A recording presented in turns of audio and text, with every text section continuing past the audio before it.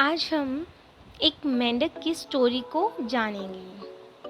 बेशक ही ये स्टोरी हमें ये समझाती है कि लाइफ में कैसे अपनी लक्ष्य की प्राप्ति के लिए, अपने एम की प्राप्ति के लिए किसी और की तब तक ना सुने या बिल्कुल ही ना सुने।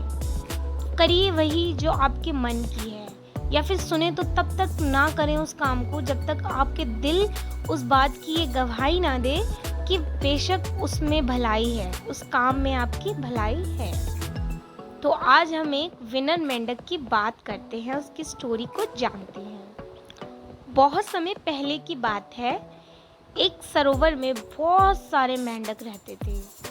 सरोवर के बीचों बीच एक बहुत पुराना धातु से बना एक खंभा भी लगा हुआ था, जिसे उस सरोवर को बनवाने वाले राजा ने लगवाया था। खंभा काफी ऊंचा था और उसकी सतह भी बिल्कुल चिकनी हो गई थी। एक दिन मेंढकों के दिमाग में आया कि क्यों ना एक ऐसी रेस लगवाई जाए या करवाई जाए जिस रेस में भाग लेने वाले प्रतियोगी यानी जो आपके मेंढक हैं उनको खंभे पर चढ़ना होगा, और जो सबसे पहले एक ऊपर सतह पर पहुंच जाएगा वही विनर बन जाएगा, यानी वो विजेता माना जाएगा। अब धीरे धीरे करके रेस का दिन आ पहुंचा और ये बात तय हो गई थी कि रेस करवाई जाएगी। चारों तरफ रेस के दिन भीड़ भाड़ थी। आसपास के इलाकों से भी कई मेंढकों की रेस में लोग, मतलब कि दूसरे जो मेंढक थे वो आए और हिस्सा लेने भी पहुंचे। यानी इस सरोवर से अगले सरोवर के मेंढक और उससे अगले सरोवर के मेंढक या और कहीं के मेंढक सब हिस्सा लेने के लिए आए। किसी ने पार्टिसिपेट किया तो किसी ने वहाँ पर सिर्फ देखने का काम किया। तो हर तरफ यही शोर था कि रेस शुरू होने वाली है। बहुत माहौल एकदम सरगर्मी वाला हो गया था।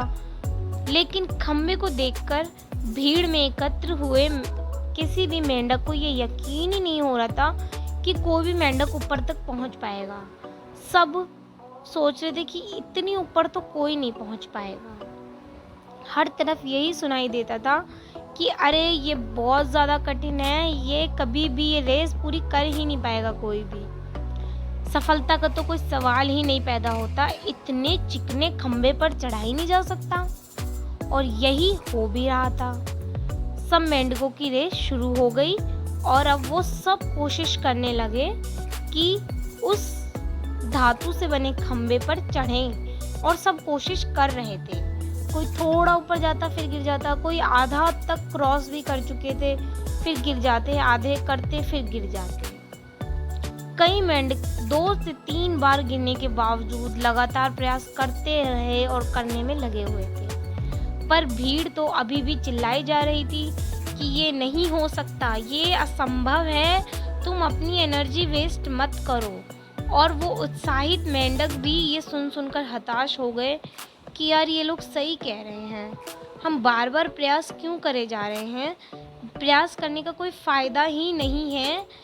कुछ हमें पता ही है कि ये चिकना धातु है, इस पर कैसे चढ़ेंगे और इस पर कैसे पहुँचेंगे, ये तो बिल्कुल नहीं हो सकता।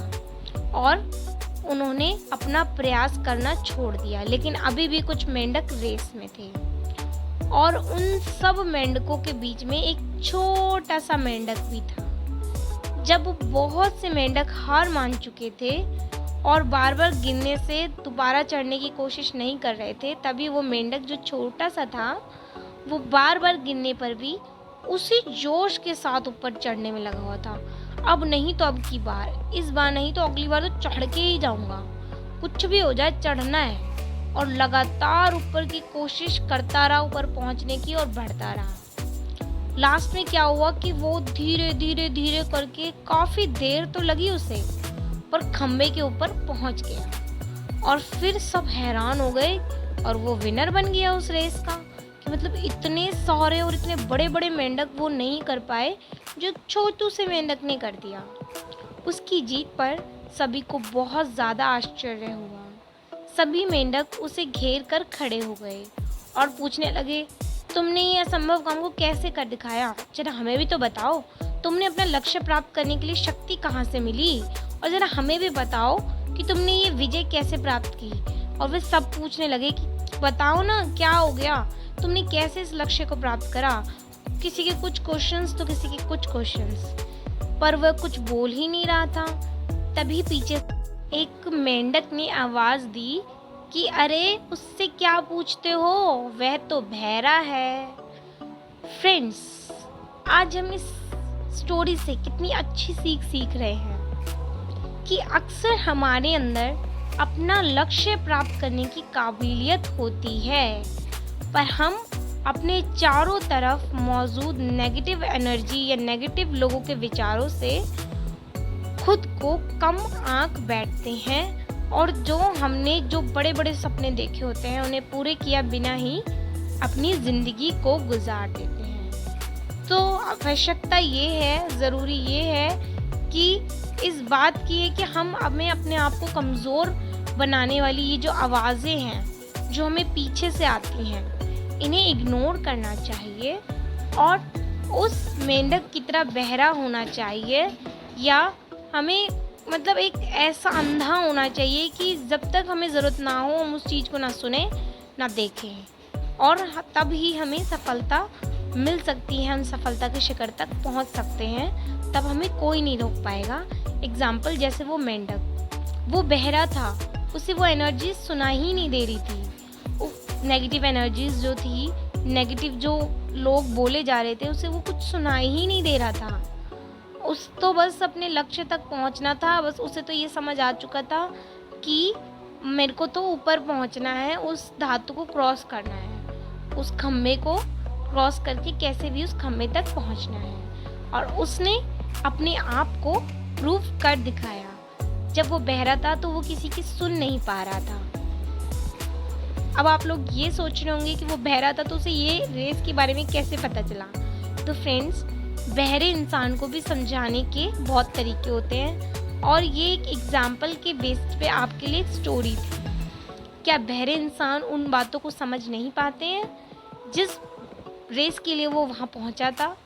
तो समझाने के तरीके तो बहुत थे, पर उसने उन नकारात्मक बातों को अपने ऊपर होने ही नहीं दिया जिसकी उसे ज़रूरत नहीं लगी। उसने अपने ऊपर विश्वास रखा कि मैं कर लूँगा और मैं कर लूँगा। जब सब हार मान चुके थे तब उस मेंढक ने अपनी जीत की घोषणा कर डाली कि भाई मैं तो जीत गया हूँ, और अपनी लगातार प्रयास करने की कोशिश से वो एक पॉइंट पर आकर जीत गया, सफल हुआ अपने लक्ष्य को प्राप्त करने में। तो कितनी बड़ी बात है कि एक नेगेटिव बातों को सुनकर हम रुक जाते हैं कि शायद ऐसा हमसे हो ही नहीं पाएगा।